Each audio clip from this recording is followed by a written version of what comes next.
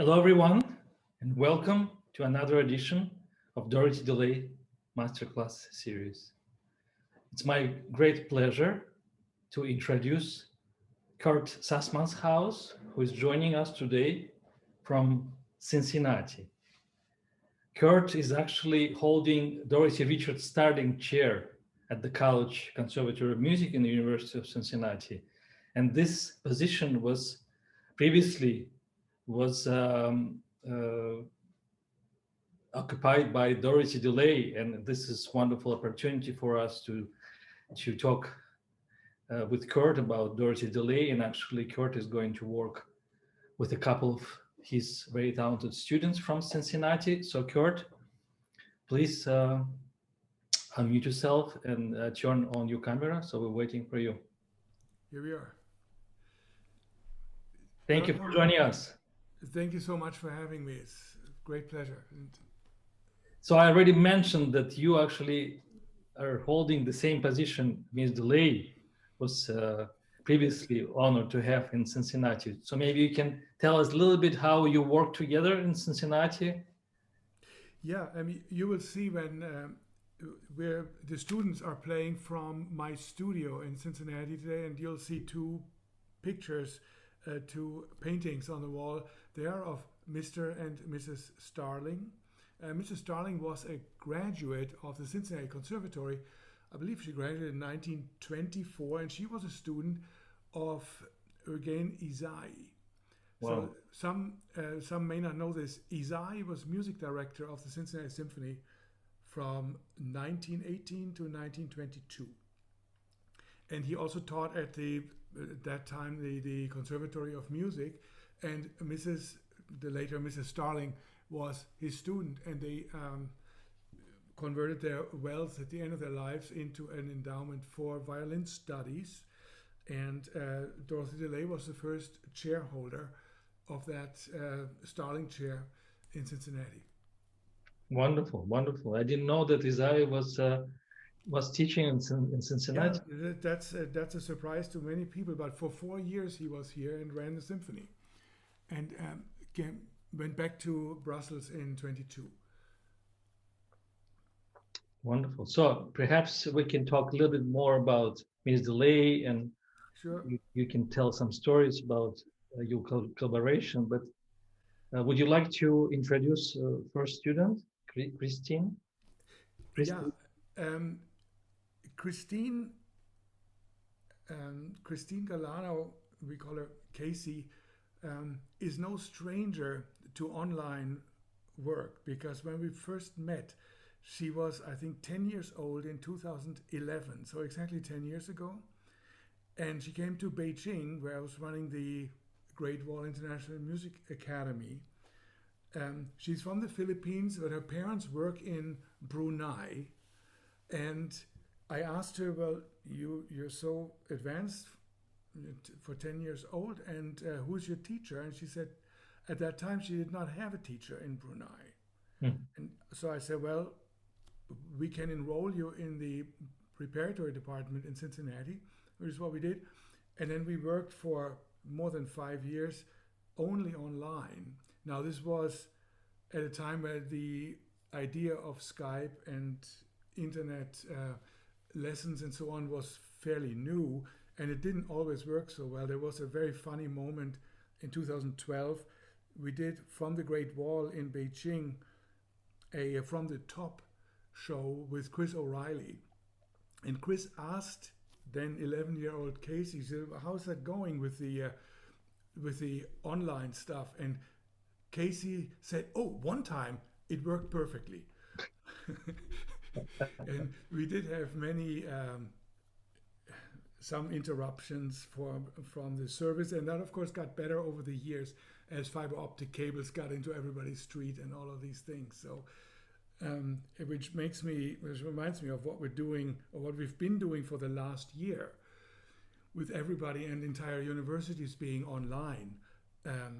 10 years ago it would have been extremely difficult. 20 years ago it would have been impossible. We would have really lost that year. Yeah.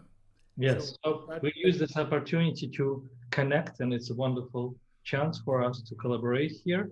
So his first student is going to be, I think, Christy Kim, right? Yeah, Not Christy is the first student. Christy is 15 years old.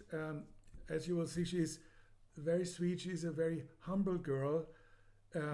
She's also a very focused girl who is a rapid learner and memorizer. And she will play Paganini Concerto number 1 through half of the development section.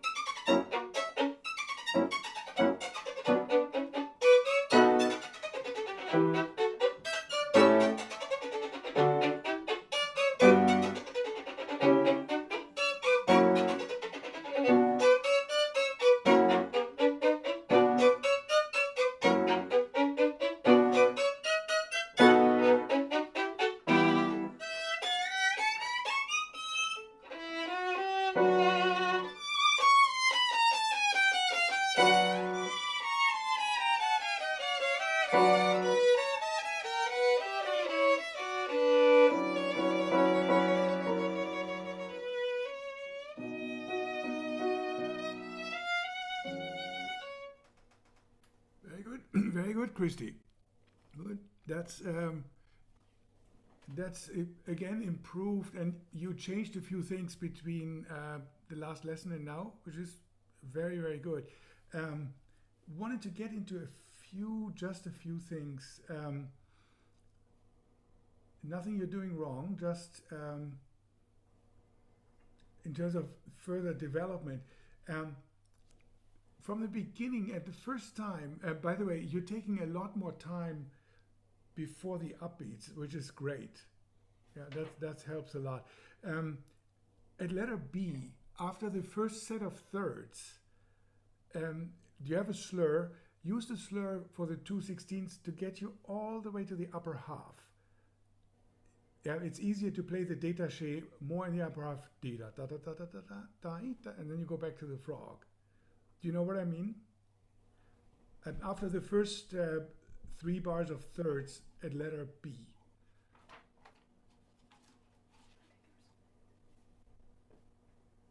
Oh, yeah. Yeah, good.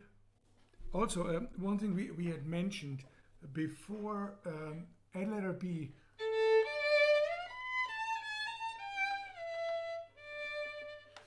the orchestra starts the rhythm, but make sure you just nicely end the phrase. And then you can play. Yeah, but don't put a fat accent on the, and your accent wasn't fat. Don't put a big accent on this D. Yeah, so just end the phrase, then you play. Yeah, actually play from the entire theme here. Yeah, go from there again.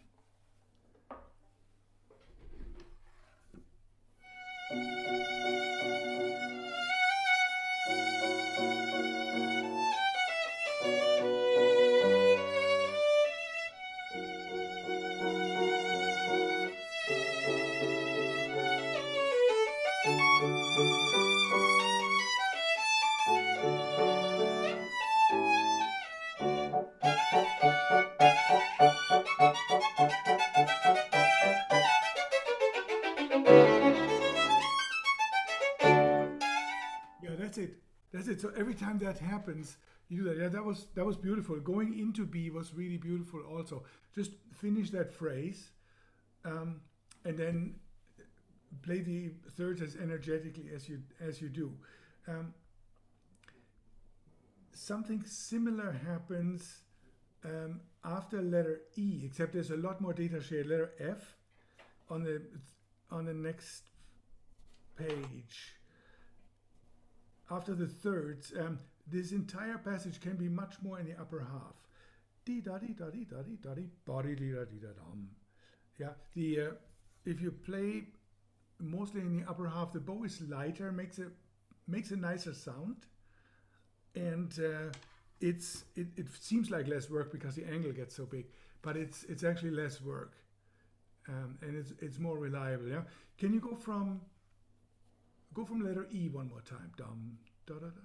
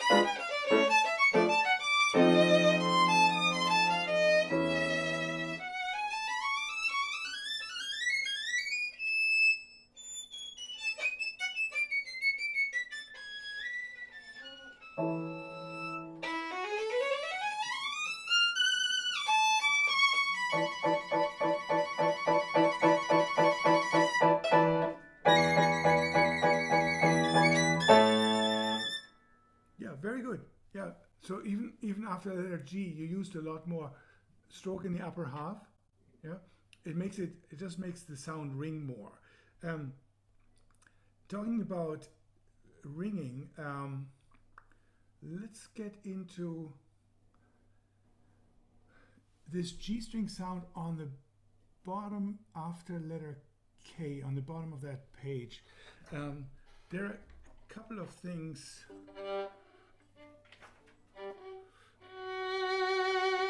Yeah, a couple of things I want to practice.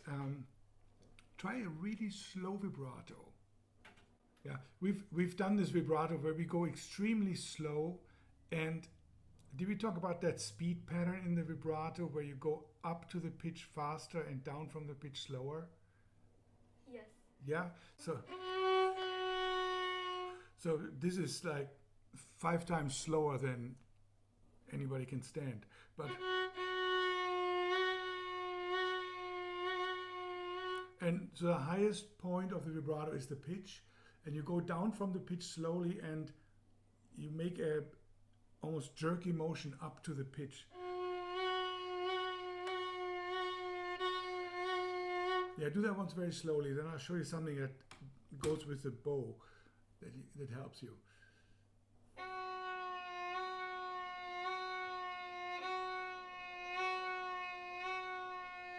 Yeah, so that means the speed pattern in the vibrato is not even. Yeah, it doesn't go down and up at the same rate. Let's try that a little faster. So when you do it at home, put the metronome at 60, which is where we usually practice vibrato, and then speed up 2, 4, 6, 8, and so on. Yeah, but go a little bit faster. Dee da dee da dee da dee da dee, and do the same pattern.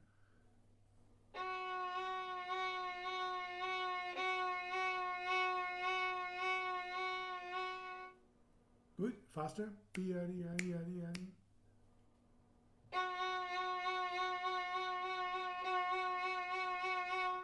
Yeah, that's right. That's right. So then with the bow, first of all, you go as close to the bridge. You let out your, I always say this is your inner Pavarotti.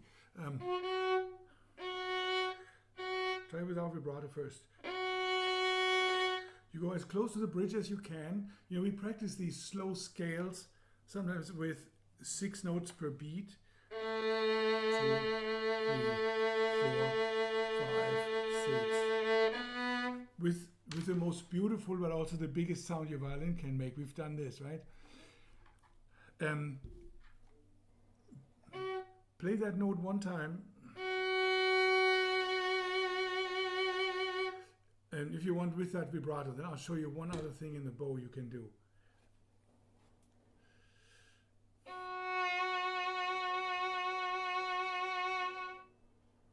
Good. So one thing you can do with the bow is we control sounding points to control the sound colors and so on. Yeah, if you bow, and this is the only time I will say this, if you bow not quite straight, but you point the bow out a little bit, it will automatically slide to the bridge, and you'll find a sweet spot that does not take much pressure with the index finger, but it keeps the bow right in the sweet spot near the bridge. So on the down bow you have to come out, and on the up bow you come back in.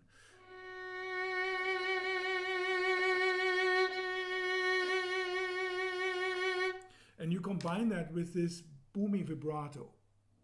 Yeah, try that once.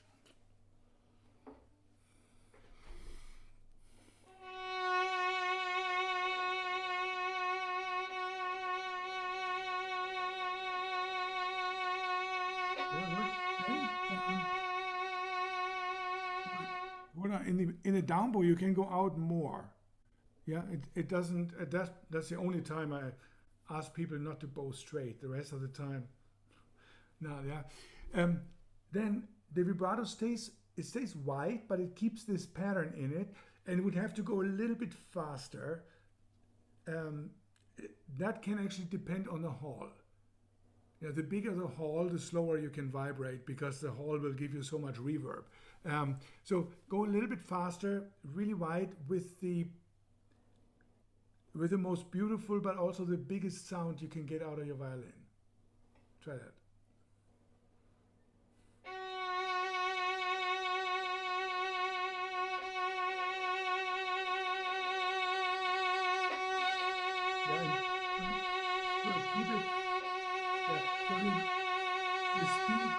the speed is hard to determine. You want to keep it as slow as you can stand it, because it broadens it makes the mood of the phrase sound much more heavy, which in this case, as a molto espressione or so, you can really use. Yeah. So let's do it with Li Wang. And right there is fine.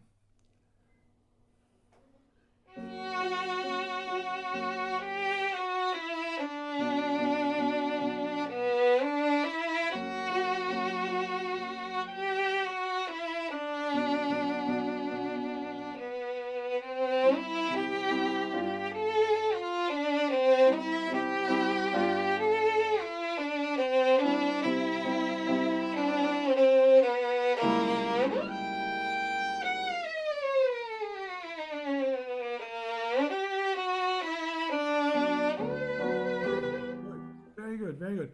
One more thing. That's the thing we call the balance of the bow. So, your balance point is here. If you play near the frog, you have all of the bow weight on the string. So that's naturally more bow weight. And the more you go to the tip, the more you lose bow weight.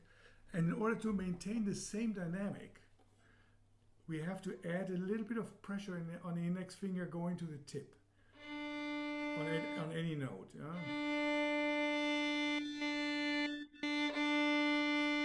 And we lift it. Now if you play pianissimo, then we actually have to level the weight off with the pinky at the frog. Yeah. So anytime we want to keep one dynamic, we have to make that exchange. And we often do it subconsciously because it doesn't sound right. Yeah? But in this case, it really matters that in order to sustain the phrase and keep it going forward, sometimes you have to get louder towards the tip. And that is just a little bit of extra pressure on the index finger is all it takes. Yeah, good. Try it one more time and keep the vibrato as slow as you can stand it. Yeah, try it.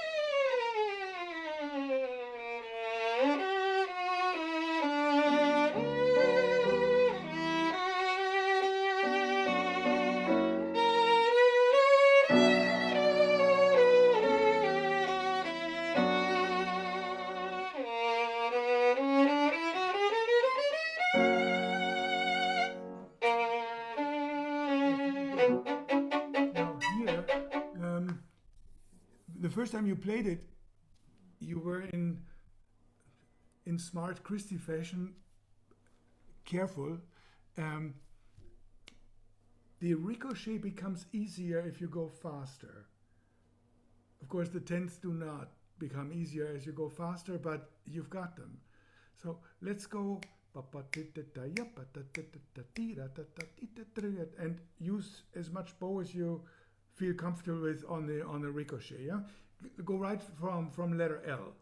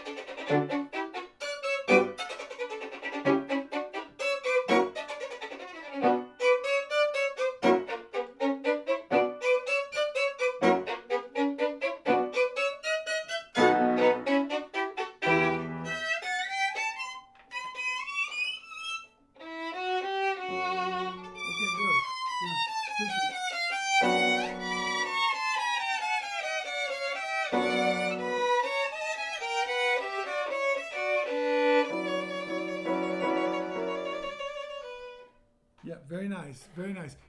For the tenth, you have to still be a little bit careful with the sounding points. You remember, if I have this tenth, the best sounding point for the top note is close to the bridge. The best sounding point for the lower note is somewhere between the bridge and the fingerboard. But if you play the top note at that sounding point, it can actually affect the intonation. Because you're almost bowing on the belly of the vibration. The vibration is only this short, and you're killing the vibration if you do that. So you have to bow here. That's the wrong sounding point for the lower note. It wants to give you ponticello. To avoid the ponticello, you put 80% of the bow pressure on the lower note. And then you know that the 10th is always in tune. So many times when the 10th is not in tune, it's not in the left hand, but in the bow. Yeah. So from the thirds on the, or sixth on the G string, you have to make a big sounding point change every time you get to the 10th. Yeah. Can you go from letter M? If you want, you can go a little bit slower, so you have time to watch it.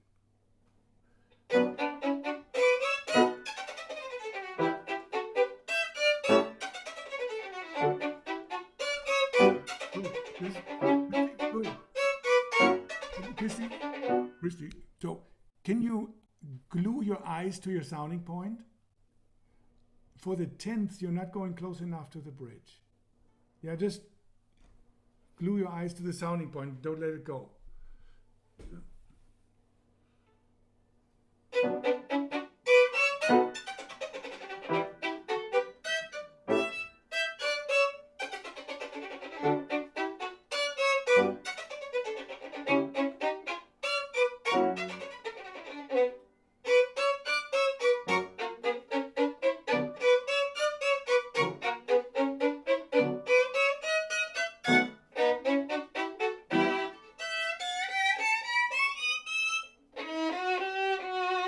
Yeah, very fine.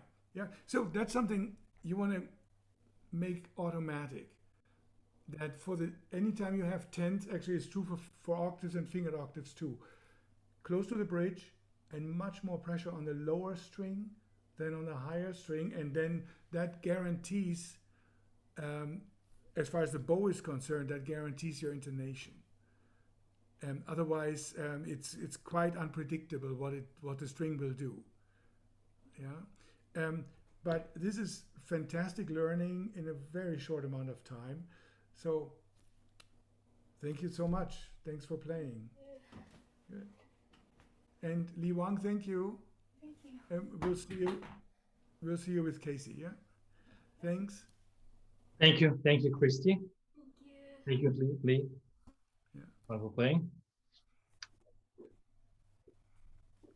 Very, very, very interesting, very engaging lesson you gave us, and it reminded me some of the advices I remember from Ms. DeLay.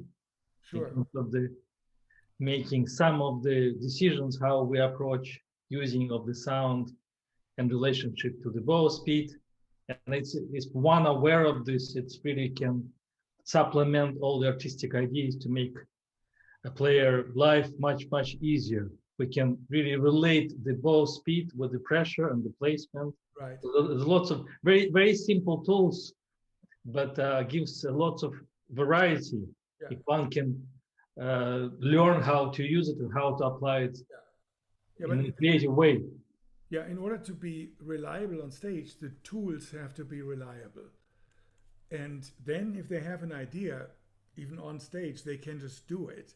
But if the tool is not reliable, then it becomes a matter of luck whether you have a good performance or not, and that's not a way to go on stage.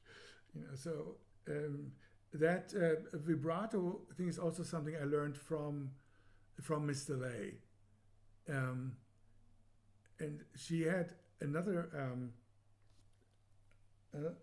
suggestion, and that is that people open their hand.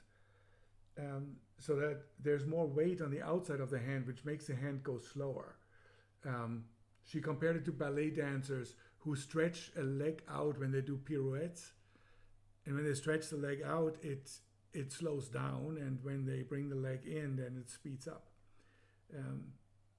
And she used to have a very big a ring with a fat emerald-looking stone that she would put on her finger and then try the vibrato. I haven't tried that, but I'm sure it works. It makes for great projection. Yeah. So you spent quite a few years first studying with Ms. DeLay, and then you worked together at Cincinnati Conservatory. You were her assistant there, right? That's right. Yeah. So I was in school. I got a master's in '79 and did a year of professional studies. I started in Cincinnati in '81. At first, that was an adjunct position as an assistant, but it grew quickly into a professorship. But until the end of her life, I also functioned, of course, as an assistant to her, and that was great because also the kids in the pre-college, she loved to see them. I would present them to her in a master class or so. So they had a lot of exposure to her, and she came regular as clockwork every other Tuesday. Yeah, I was really amazed because when I met Ms. DeLay, it was early 90s, in 1990 actually, and I remember still she was every week she was flying to Cincinnati from Europe. Yeah, and I think at that time it was not very easy for her to travel because she was already having some difficulties in walking, but she was really dedicated to this. She was a very intelligent woman, and the people at the airport, of course, knew her. There was always a wheelchair ready for her, and she would wheel to the car rental counter and put her driver's license and credit card up, and when they asked who's driving, she would say, I am very good. And she was. She was an excellent driver. Yes, enough to drive. Yeah, but she'd always, until the very end, she drove herself to the hotel. She drove herself to school in Cincinnati. And I had the rare privilege of having either dinner or breakfast with her pretty much every other week, which I knew at the time was an incredible privilege, and I very much miss her advice. It was so... over the years, I'm sure you had many thoughts about her style of teaching, and I'm sure you accommodated some of her methodology into your teaching as well. Can you share perhaps some of the crucial points you think are important, what you inherited from Ms. DeLay teaching and what you try to pass to your students? Sure. One thing I did when I started teaching is I asked for permission very often, can I come and listen for an afternoon or an evening? And I would just sit in the studio as a fly on the wall and watch her teach. And that was really smart. In your last class, Kathy Cho mentioned some of her psychological abilities, which were uncanny. She mentioned this one student who kept holding his violin too low, and Mr. Lay reminded him 7 weeks in a row to hold it up, and in any given week later after that, she said, I really love the way you have fixed your violin position. And she never had to say it again. It set up. I've seen her do that, and not with violin position, but with any number of other things. The magic ingredient was she knew when the student was ready for that. If she had said that in the first lesson, the student would have gone home and said, well, my violin position is perfect. She said so, and would have not changed anything. But right. And she was very smart. I asked her about some of these things, and she told me once, she said, human beings, we all like to do the things that we already do well. So we'd rather repeat those than deal with something that doesn't really quite work yet. And that's exactly what that is. So when somebody is praised for something, they think they're doing it well, and so they continue doing it. But it takes a very subtle understanding of somebody's personality to put that out just in the right moment. I've seen her work on something with a student over several weeks, and when I mentioned that to her, I would ask her, there's this one could work on, and there's intonation, and she said, we'll get to that. I just want to focus on that one thing to get it where it needs to be. And she had the breath to just do that. And one of the most important things I learned, and many people who had lessons with her come out of the lessons and say, well, she didn't say very much. Yeah, she hardly ever talked a lot during the lesson. And she was always focused on one or two issues that would right now make the biggest difference, and that she felt needed to be dealt with first as priorities. And she would fix those and then go on to the next step. And because she felt anything else was just too confusing for the student. And the students always, that's one of the keys, the student always left the lesson happy because they could do something, they knew they could do something that they couldn't do before. And then they go home and do it all day long because we like to do the things we can already do. And that was some of the smarts that she brought to this, which was just an uncanny understanding of psychology. Absolutely, yes. Yeah, I think she was very intelligent in approaching every student, every player in a different way, in a way she could really be productive with this particular student. And I remember she was always addressing not only the negative points, but positive. She would always try to emphasize the strength of the player. And I think it's very important that one knows what is a natural strength, what are the advantages. So one has to be confident about the good sides of the development. Right. And perhaps then it can be really productive to help to concentrate on something negative which needs more critical thinking, and try to bring this and supplement the good qualities. Well, basically, if she wanted to fix something, as she told me once, she said, leave out the part where you tell the student this is bad. Just start with, can you play that D again? And do you feel it's in tune? And the natural answer is, no, Mr. Lay, it's not. And she would say, well, how do you practice that at home? So she would lead the student to fixing it. And then she would look at them and say, you're so smart.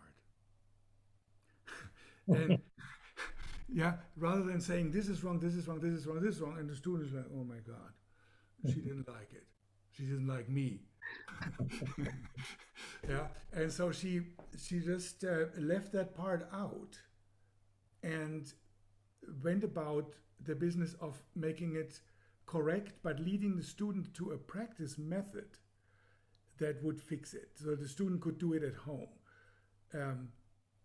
And that's so different. I mean, clearly, I say this with all caution, there is clearly a place in the education of a musician for good coaching. In chamber music, in sonatas, and so on. But she felt like when it was big issues, to deal with 3 lines and tell them you need to do this crescendo here and this there, and just use your sounding point, use your bow speed, whatever. If the student felt, well, okay, now I know these 3 lines, but what do I do at home? Then it's not. And she tried to give them work for all of the hours that they had to practice. Yeah. At some point, it dawned on me when I was teaching that I had students 1 hour a week, but I asked them to practice 35 hours a week. So I had this 1 hour to give them 35 hours worth of work. And for that, I need to engage the student to find the issues or have tools to address the issues that come up. And concentrating on 1 or 2 issues in each piece is a very smart thing. So I definitely learned that from her in my own lessons, but also in just watching her. I kept that up. When she came to Cincinnati, I was always present in her master classes. And those were often students that I, just about always students that I taught. Also Juan Benyim and Piotr Milewski at the time.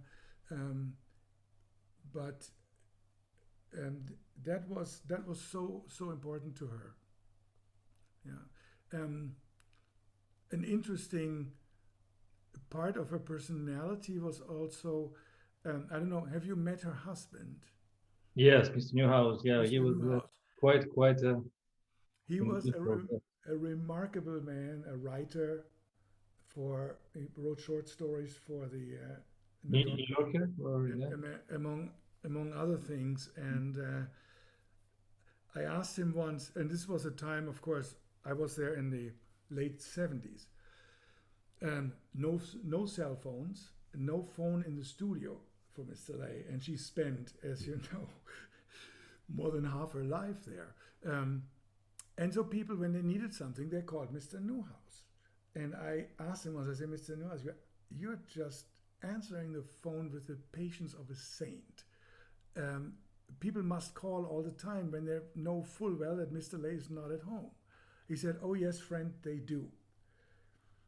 And I said, how do you do it, Mr. Newhouse? And I mean, if you know how many students she had and how many alums who always wanted advice, the phone must ring all day long. And he said, oh, friend, it's so easy. I said, easy? How do you explain that? He said, well, they only call for 2 reasons. The first one is they want something. You know, something small like major management. And the only other reason they ever call is because somewhere in the world an injustice has been done. And I said, Mr. Newhouse, I'm guilty of both calls. You reminded me something, because I met Mr. Newhouse just a couple of times, but first time it was interesting because he gave me an advice. And now I remember, because Miss DeLay invited me to come to her house, and I had to take a bus. It was early, sometime in the 90s. I just came from Soviet Union, from Russia at that time, and I was basically, I didn't know many people, so I thought maybe she wants me to feel a little bit more at home. So she invites me for a dinner, for the lunch on Sunday. So it's quite a long ride I took on the bus. First time I was riding a bus in the United States. So I came to their house. It was Sunday, I think, and she had so many students waiting for her house. And I realized, why am I here? Definitely, we're not going to have any time. And so, but she said, I would like you to meet my husband. And she left. So he came this very nice, very energetic, bold man, very interesting features. I still remember I was quite taken by his expression and his energy, because he was quite old at that time, but he acted as a very young man.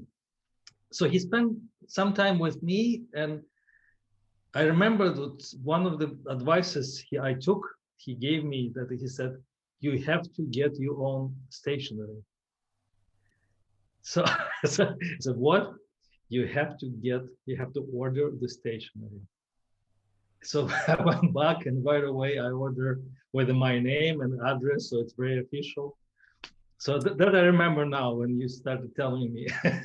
So that visit was actually, I think Miss DeLay, in a way, wanted me to hear some of the advice, not artistic, not musical, but something related to the something I had no clue about because I would never write like a business letter before. Right. And that I remember, and I think I still have a couple pages of that station I made just because of that advice of Mr. Frame it, yeah. Yeah, no, that's right. He was extremely smart when it came to relationships and when it came to publicity. And he had fantastic advice. Are you in touch with their daughter, Allison, by any chance? Not so much with Allison, but with her son Jeffrey, who is a nuclear resonance MD at Columbia Presbyterian Hospital and a professor at Columbia. Still practicing, I believe. And yeah, I saw him we had dinner just about 2 years ago. Oh, wonderful! Because I had an idea. I didn't know about Jeff, but maybe inviting them for a short talk on Zoom would be nice for them to share some of the memories. So maybe we can. Yeah, I think About this later. Ask them. Yeah. Jeffrey lives in Bronxville, and actually Bronxville, Sarah Lawrence College was my very first job with Mr. Lay, because she taught there on Sundays often, because she couldn't. Juliet at the time was closed on Sundays, so that was her studio on Sundays. And one of the people who came every Sunday was a 10-year-old Gil Shaham. He came with his father, who was an astrophysicist from Columbia University, a lovely, modest, and unbelievably smart man. Yeah, I heard Gil play at that age, and remarkable then as it is now. Yeah. Yes, hopefully we'll get him, because I already talked to him about his appearance here. Hopefully he'll have. Oh yeah, I'm sure he'll be delighted to do it. Yeah. Yeah. So he just started teaching at the Bard College. Right. Yeah. He and his wife. Well, yes. Yeah. Again. So let's perhaps Casey already been waiting for us. So Casey, if you hear us, you can unmute yourself and turn on your camera. So we'll be ready for you. Hi, Casey. Hello. Good blouse. Mr. Newhouse would approve. Okay, so this is second and third movement of Prokofiev sonata in F minor, right? Yes.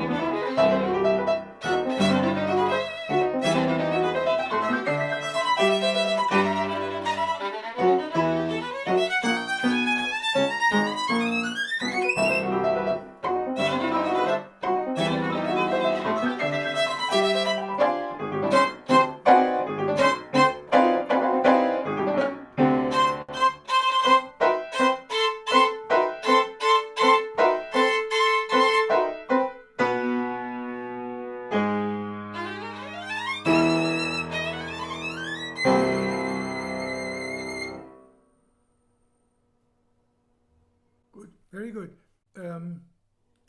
Actually, let's go back to this movement, and then we'll do the third movement afterwards. That's good. So we talked about it a little bit last time. The pesante is, of course, heavy and can be a little bit slower than the other fast and energetic places. The beginning seems almost a little on the slow side. Bum, bum, da da dee dee dum. And especially in this environment, I mean, you're in a violin studio right now, and unfortunately not in a hall. You have to watch the last notes, make sure you vibrate them to the end, and possibly after, to get the most ring out of it that you can get without playing the note longer. But I think a slightly faster tempo for the pesante would help. Da da dee dee dee, bum bum bum bum bum. Yeah, I clocked at some point the difference when you pulled it back to slow it down in the middle of the piece for that theme.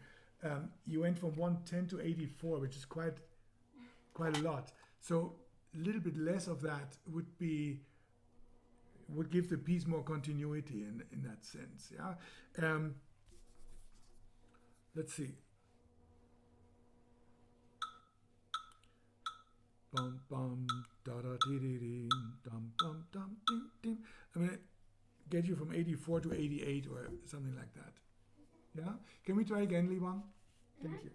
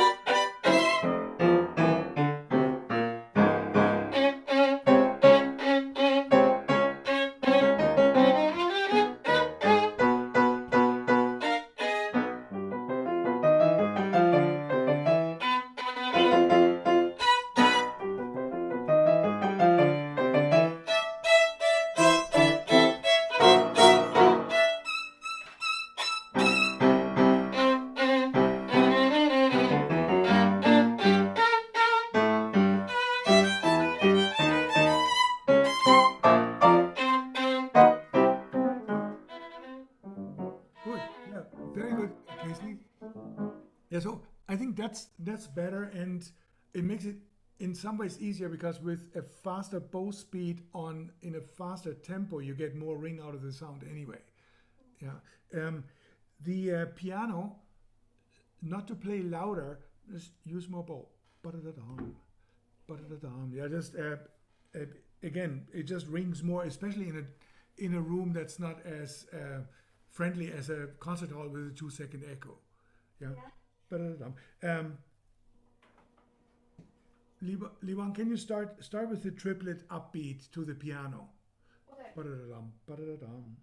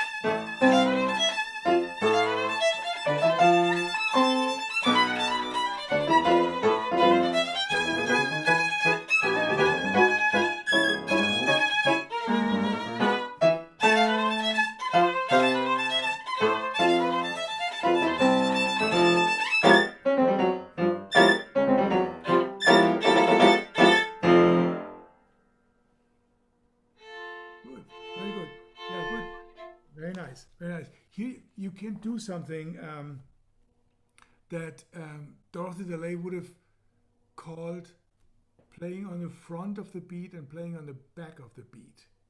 Yeah, we've talked about that. So, and you've probably have to tell the pianist, and Li Wang is familiar with the idea. The pianist stays in the same tempo, but if you play ever so slightly, and you're talking about a fraction of a second, not really noticeable, almost on the front of the beat when it's exciting, and almost behind the beat when it's not, when you want to relax the music. That is an incredibly important tool. That's actually a universal tool that people use.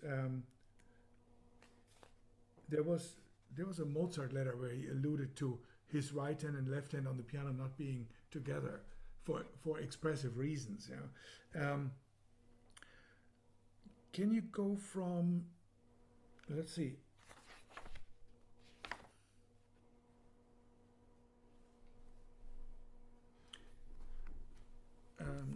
I don't have bar numbers in this thing or letters.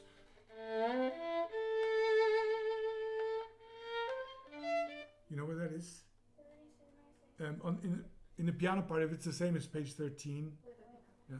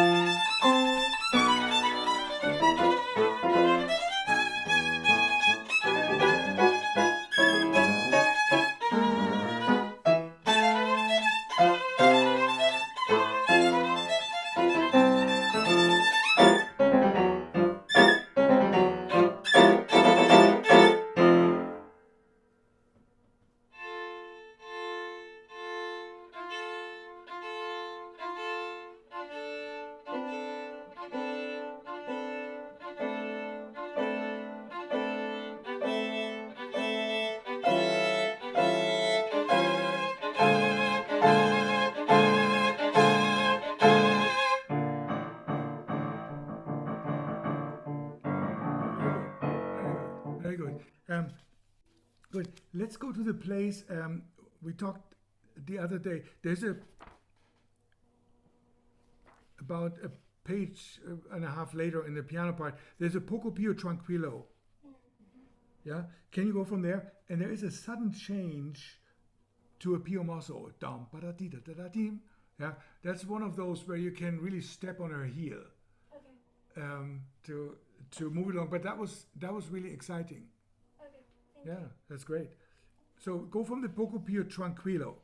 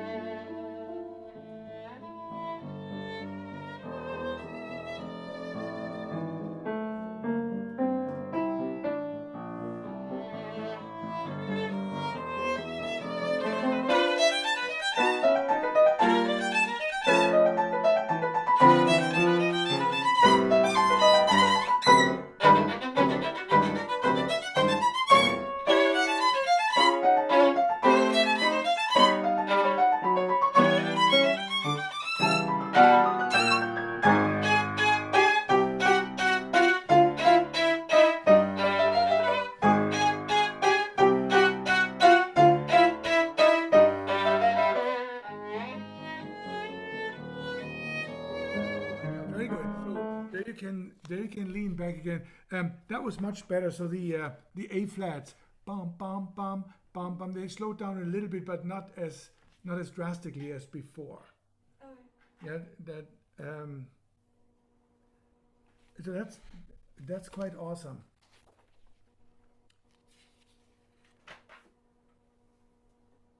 Good. Liban, that was a masterful accelerando before the Pio Mosso. That was very good. Yeah, very, very nice. So we are blessed to have her. That's great.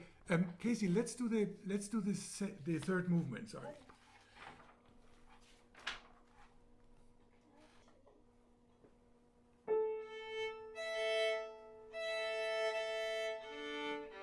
Yeah, Casey.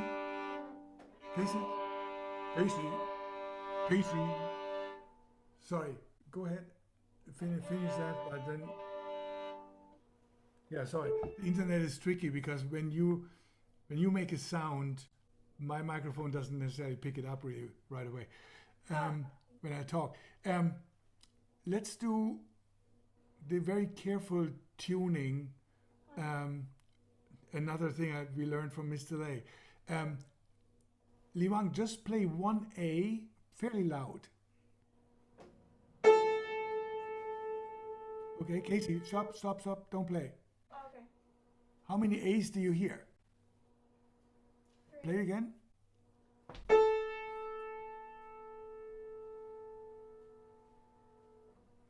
Do you hear a wave? Yeah. Okay, take the highest A. Okay. You want to be on the upper edge.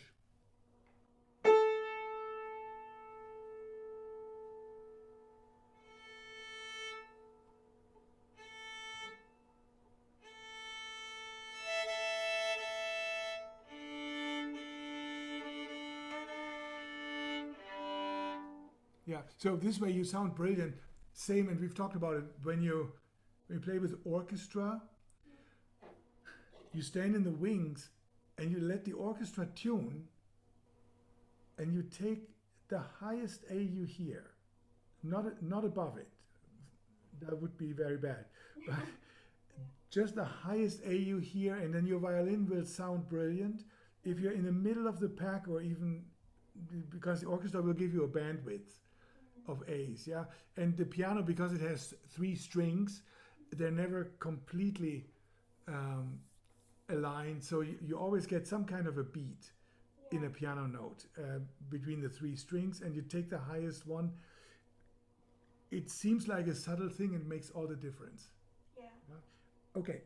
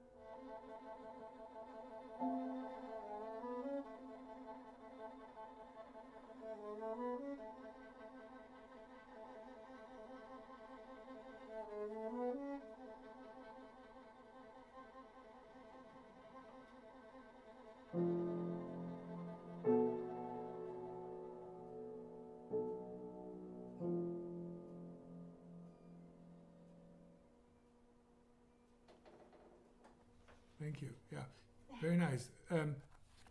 Wonderful moods in this. When you start, in order to, you know how I sometimes ask the phrase, is it as ... for an adjective as possible? Yeah. So what's the mood when you come in? What you're basically laying a carpet for the tune in the piano. What mood are you creating? I think it's mysterious. Very mysterious, right? So then the question is it as mysterious as possible? And to get it even more mysterious, and it is mysterious already. So I would say you experiment, and that's a little different with each violin and each bow. How far can you push it to the fingerboard, or even over the fingerboard? Okay. Yeah?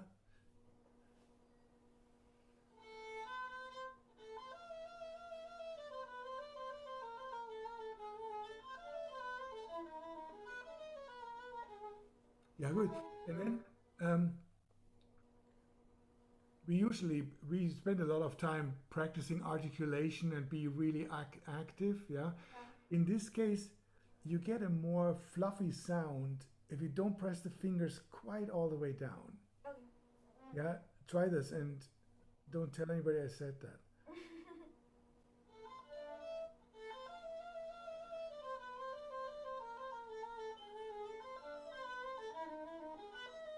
Yeah, good, yeah. So there's always a limit to how much you can go over the fingerboard when you press a string down with a finger, because then at some point you get just the outer two strings. Yeah. You get A and E, yeah? D and E. So, Li Wang, would you start one more time?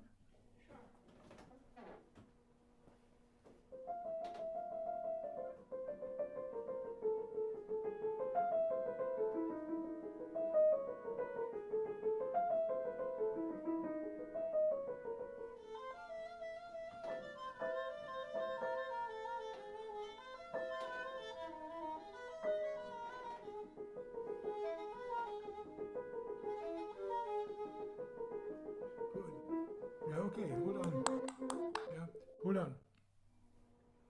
So the other thing that makes it mysterious, and I say this with great caution because you do not play out of tune at all, but you can use intonation to make it more mysterious by keeping the C natural and the F low, and by keeping the B natural high and the B flat low. Play once just by yourself, note by note. Bom, bom, bim. That's too low, okay. Yeah, too much of a good thing. But so, start again.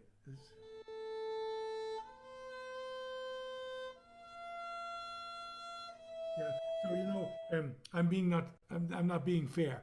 Usually, I should give you time to play one note and then take the rest and imagine the next note in your head, Okay. and then play that. Try that.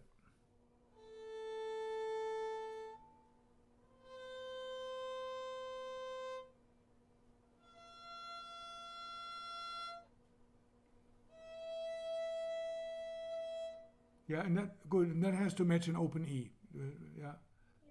which it does. Yeah. Keep going. Just a few more notes.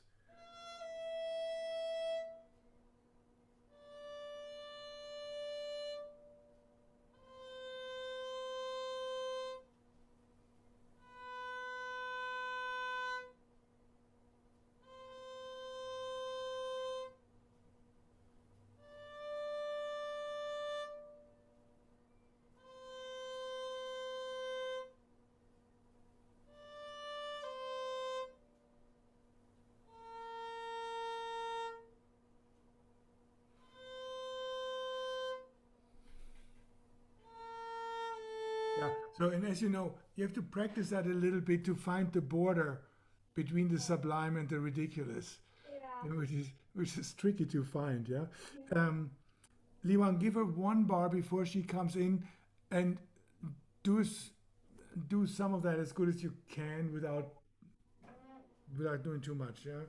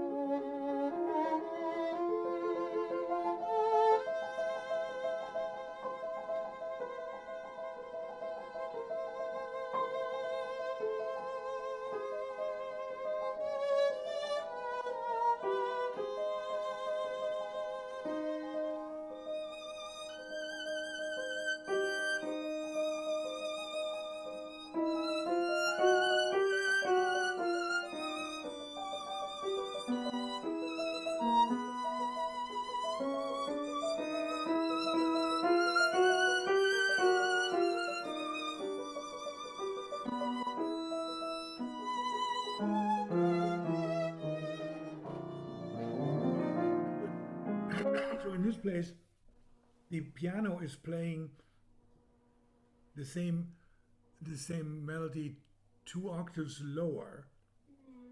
So there's only a limit to how much you can push that. Intonation wise, you can push it a little bit, but it's a matter of judgment. Yeah, and it can still be a bit expressive, and the octaves are far enough apart for that to make sense. Then the next entrance, the bom, beep, again, that's a question of how close how much farther can you get it over the fingerboard? Yeah. Liwang, I don't know if you have the same piano part. For me, it's page 28. You have yeah. I know, where is it? Okay.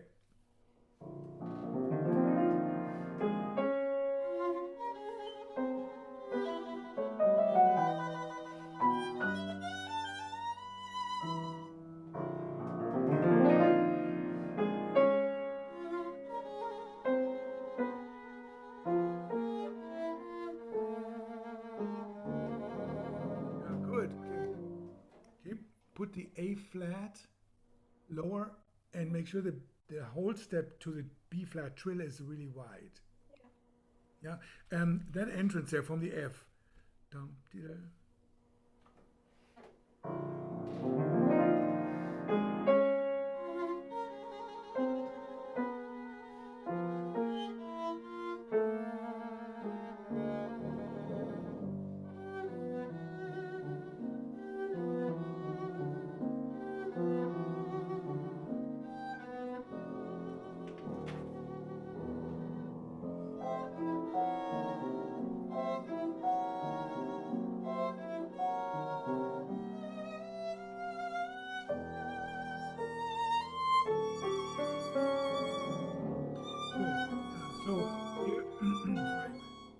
something you can do in the rehearsal.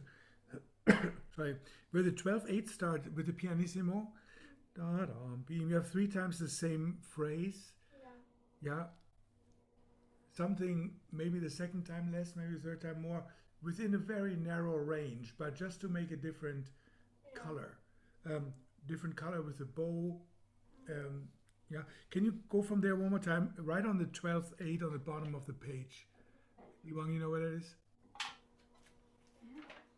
It's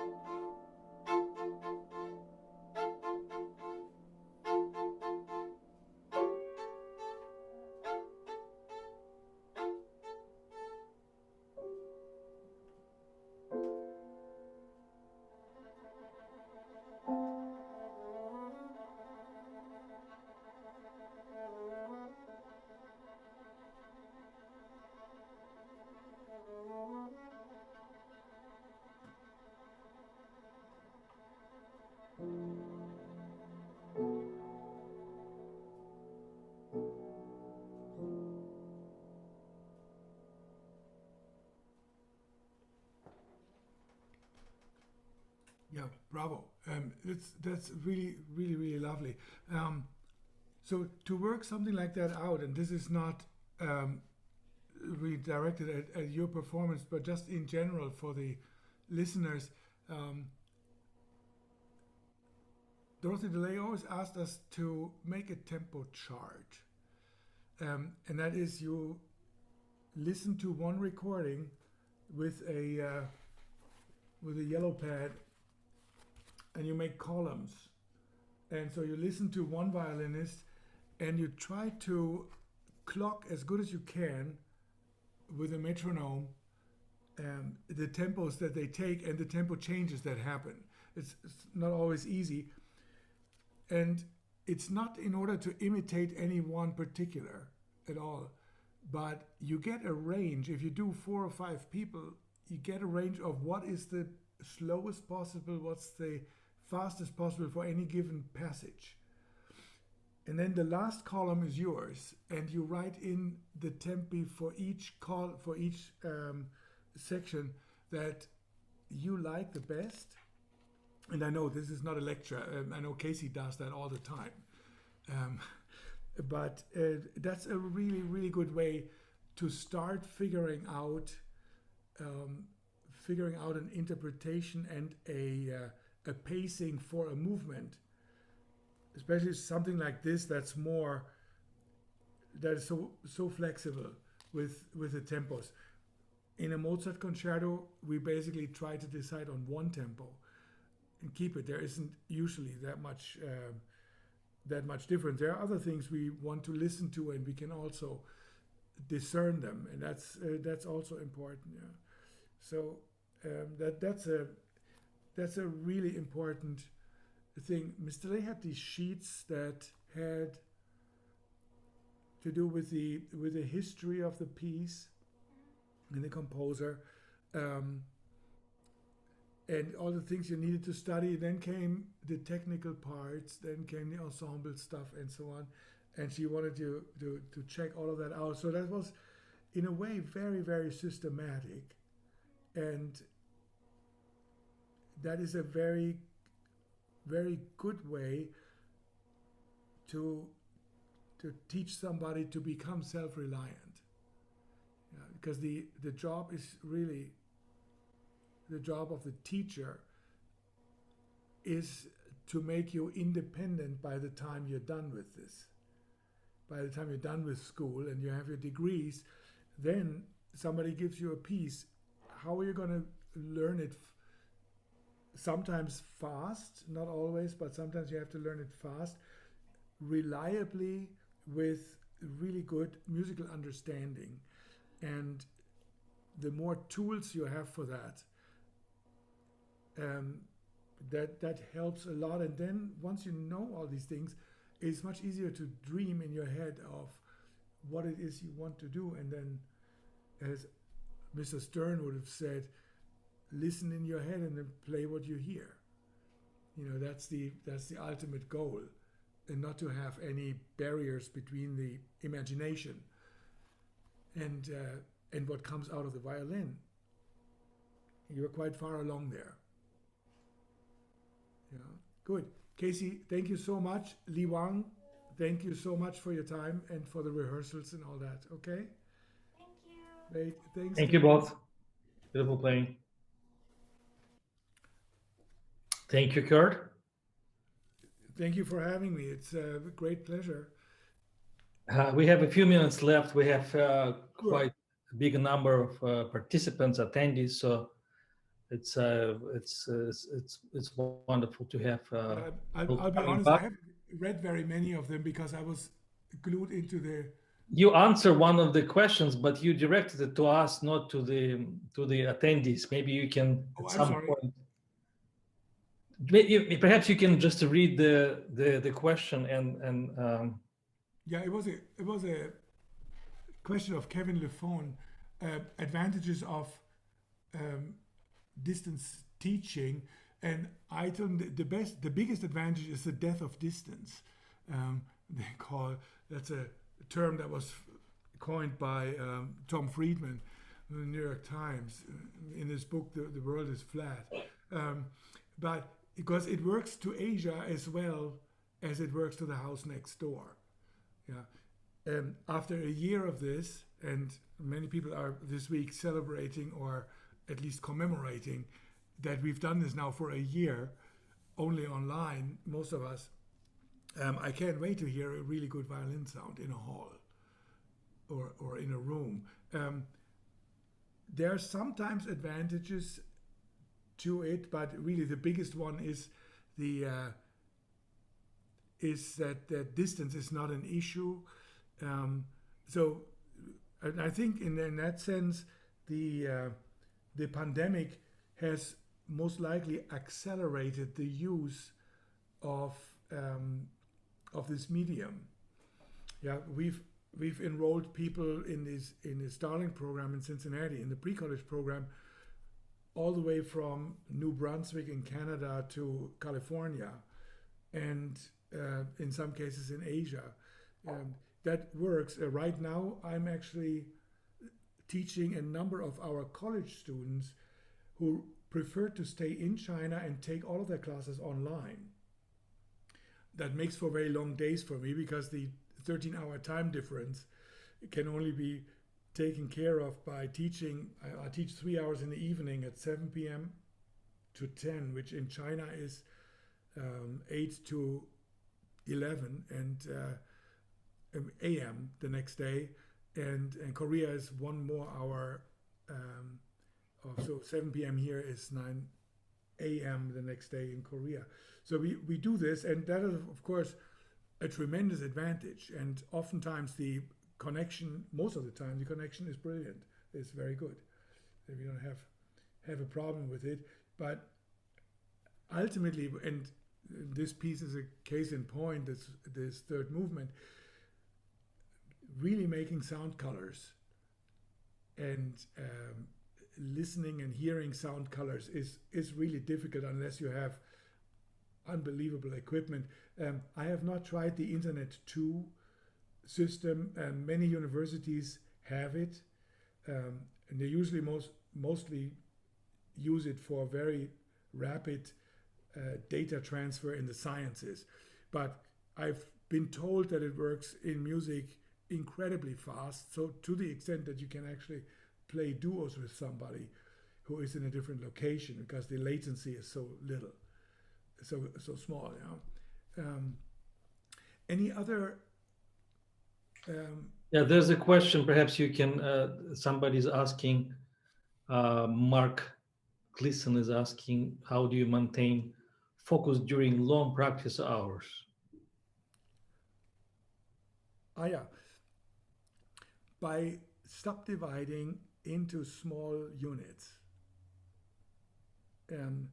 We use, for example, for technique, we use practice sheets where, and you can actually, if I may say that, go to violinmasterclass.com and download the practice sheets. For the basics and scales and so on, we recommend to do, for example, a bowing exercise for 3 minutes, and then the next bowing exercise and the next one, and then oftentimes I get the reaction, well, 3 minutes is not enough. 3 minutes is a lot if you do only one thing. So I'll give you the 10-second version of it. If I practice Kreutzer number 7 on Martelet in front of a mirror to keep my bow straight and change the sounding points.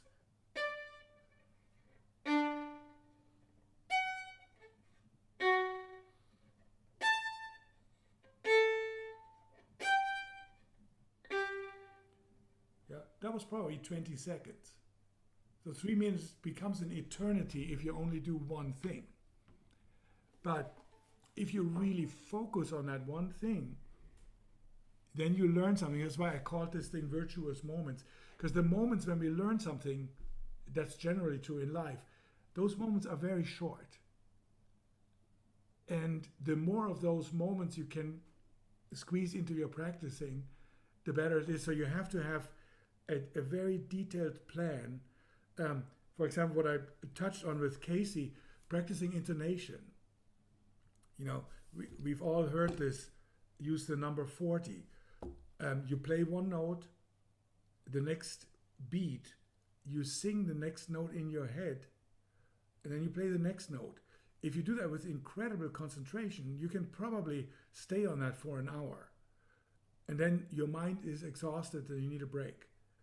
So the thing is to find one thing to focus on. That's probably the most important thing. Rather than just, oh God, I have to play through this sonata now. Don't just play through the sonata. Find one thing you want to fix, or one thing you want to pay attention to and change. And don't let your mind wander. So if that's, for example, you want to do sound colors and sounding point, don't get distracted. Okay, here's a rhythm not quite there. Here's some intonation. Okay, not quite there. Stay with it. Stay on the task, and then make a note with a pencil tomorrow on the second movement of the Beethoven sonata. I need to do intonation. But you stay focused on the one thing that you set out to do. And that is usually a pretty good way of keeping your focus while you practice. And that's by far the fastest way to learn. Yeah, absolutely. I think it's the most important thing from the early age to understand that the practice is really makes productive effects only if we are trying to be 100% involved, that our brain is always present. We don't just repeat mechanically, because if we just repeat things over and over, we accumulate bad habits. It's important to first to anticipate what you're trying to do, and then try to match it, because we practice in order to learn how to do it most efficiently and quickly. So we have certain things in our mind. We hear the sound, we hear the phrase. Even in terms of the technical things, some articulation, some intonation, some shifts. Instead of repeating over and over, you have to be mentally very focused, and you have to send the challenge. And if our hands are able to do it from the first time, then we achieved our goal. And I think this is the most important thing, to learn to do it as efficiently as possible. It doesn't work first time, but at least you try to analyze why it didn't work out. So you try to do it another time, but you have a very precise goal. And then matching our anticipation, I think it's really developed practicing in something one can enjoy. And most importantly, you get not exhausted by the repetition, but you get certain energy, because at some point you feel that you're capable of being very productive. So you learn how to do it on the spot. And I think for me, it was a very crucial moment when I was practicing, that you feel that at home, you're doing some kind of work you're going to do on the stage. So as close as possible, you do the preparation for that moment of a challenge. So you can even trust you're spontaneously doing something on the stage if you practicing this at home. So I think it's also a very important part of our preparation for the actual performance. But I absolutely agree with you that you have to subdivide, you have to try to be very precise in what you're trying to achieve, what you're trying to improve. Not just everything at once, because there's so many goals and we cannot pay attention to everything. So we have to, sometimes it helps even to technically pay attention to one of the hand challenge at the time and try to realize what is the leading force, the left hand or the bow arm, or there's some kind of combination. I think it's also very productive. So it's wonderful what you just said. So perhaps we have a few moments, a few minutes for to answer a few more questions. If you can pick one or two. Let's see. And they ask about the equipment for the online lessons. And I can say, because I have been really involved with the Zoom master classes, and there are certain adjustment one has to really make sure, and I do that every time. We spend some time with Mr. Sassmannshaus yesterday, with some of the players today, and I do it every time to make sure that the sound is up to possible standards. and there's certain setting one needs to really adjust and make sure that it's better to use some external microphones. So Blue Yeti is very good, reliable, inexpensive mic one should have if we need to have this kind of experiences. And of course, Zoom also making some adjustments and they're improving things. So I think it's getting better. Some people are using just the FaceTime and other platform, but I think Zoom is good if you learn how to make a good sound adjustments, and if you have external mic, also it's good. And I think it's great that one can record a lesson if student. That's right. Yeah. Constant with it. I ask my students on Zoom to please use a computer and not a tablet or a phone, because the tablet and the phone don't have the same adjustments, the same possibilities. That makes a huge difference on the other side. The student doesn't necessarily realize it, because in the room it sounds the same, but it makes all the difference. The other thing I ask them is, please put the camera at eye level. Yeah, I cannot tell you how many times I've looked at t-shirts and or either t-shirts or I see the ceilings. Yeah, if the laptop is only on the desk. So take a shoebox, a suitcase, I don't care, or both, and put the computer on top so that the camera is at eye level. That's how we usually see people, and then we can see how you play much better. There is a question by Albert Romero. Can you talk a bit about how to use intonation, which note would be higher or lower in a particular context to create colors? Yeah, that's a great question, and if you have 2 hours, I can explain it. For starters, violinmasterclass.com has an intonation section, and I define Pythagorean intonation, overtoned or just intonation, and tempered tuning. And you have to know what those are. So most of the time when we play melodies and scales, which is what violinists mostly do, we use Pythagorean intonation with large hold steps and narrow half steps. 1, 4, and 5 have to stay the same. That's why most violin concertos are in D major, because you have open strings that resonate with it. And then the leeway is with, for example, a major third. Yeah, I'll stay in D major.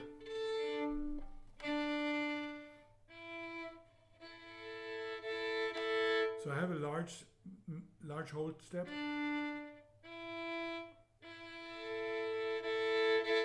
And that works, that's Pythagorean. It does not work in double stops. If I play this to the open G string, way too high. Yeah, I want this. But I can't play a scale with that. It's not gonna work, yeah? So, and those, there are mathematical facts that are in these videos that you can see why that is. When you have a little bit of leeway with what people sometimes call expressive intonation. So you have a major third, which is your characteristic interval for the key. In some cases, you can push it really high. In other cases, that sounds really out of tune. So you have to be careful. You want to make it sad? You can play it low, but there's a bandwidth and a limit. It's best expressed in the sense that the piano tuners use when they say in the temper tuning every half step has 100 cent. There is a table which you can find in the read more sections of the Violin Masterclass. There's a table that shows how many cents a major third in Pythagorean is higher than tempered, and a just major third is a little bit lower. And so that's, I would start with a mathematical discovery of what that is, and then go into how much can I influence it? More so in really romantic music, yeah, Carmen Fantasy by Sarasate or Waxman, more so than in a Mozart concerto, but it does have its place in a Mozart concerto. Mainly if you play straight Pythagorean, you're going to sound glorious. Yeah, but you need to know the theory in order to choose where and when to do it. Yeah, and I think it's very important expressive tool. One not necessarily talks about it, but I think all the old masters, especially singers and great instrumentalists, also great older generation of violinists and string players, Casals, and all the greatest violinists, and up to these days, I think Ivry Gitlis, who just passed away, he used this incredibly well, and it's very personal way of hearing the tension in the music and trying to get those overtones so that they really create the character of the of the melody, not just not just the playing way, but one can hear certain nuances which create very expressive element along with the timing and then many other things. So it's not only dynamics, not only the sound itself, but there's some very profound way for one to express certain nuances. And I think intonation in that regard is very expressive. It's a powerful tool. And as anything powerful, you have to be very careful with it. Practicing that takes many, many hours. Put the metronome at 40. Don't move that metronome to 42. Stay at 40. A beat in between and then the next note. So you have time to listen to what you want in the next note. You have to know. If you don't know which note you want next, then any note is good enough. And that takes a lot of time. Don't do it with a short section, then speed it up. Play one note per beat, 2 notes per beat. You play the rhythm at 40, then play the rhythm at 60, 80, 100, wherever you need to go with it. But section by section, and it'll take you 2 weeks sometimes to get through one piece. By doing that 1 hour a day, it makes all the difference in your playing. It is miraculous how professional that sounds in the end. And how glorious, yeah, how beautiful.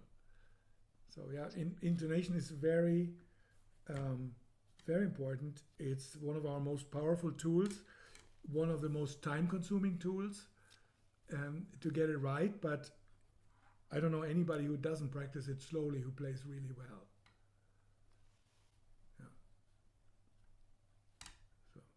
Thank you very much. Thank you very much for your time, for your wisdom, for some of the stories you mentioned and share with us. Remembering Ms. DeLay, I think it's a great way to give her tribute by sharing some of the stories. And as you know, Ms. DeLay was a graduate of Michigan State University in 1937. So this is one of the reasons I wanted to establish this series, to engage some of her students. She had so many wonderful students, and I'm very glad that you were able to share your advices and your lifetime experience as a pedagogue. And this is one of the advantages we have of communicating at this time. And I think it's really important, because there's so many people who were coming back to these webinars, and we have some new attendees. And I think today was our 14th session. So I thank you again. I look forward to new ones, and to all the attendees. I'm very grateful that you're following this Dorothy DeLay MasterClass Series. You can sign up on the Facebook page, and also there's a YouTube with some of the video clips. And I'm thankful to the Violin channel. They have been streaming some of the webinars, and hopefully they'll stream this one at some later date. And so to all of you, thank you very much for joining. And for Mr. Sassmannshaus, please, I hope that we we'll continue this, and maybe in the future we'll have a chance to interact in the live atmosphere. But it was very valuable. Thank you for your time. Thank you for having me and my students. It was a great pleasure, and I'm glad so many people signed in. Thank you. Until next time, goodbye. And I would like to thank my former student, Austin Burket, who was today also helping in previous seminars, and he's been helping with the video editing.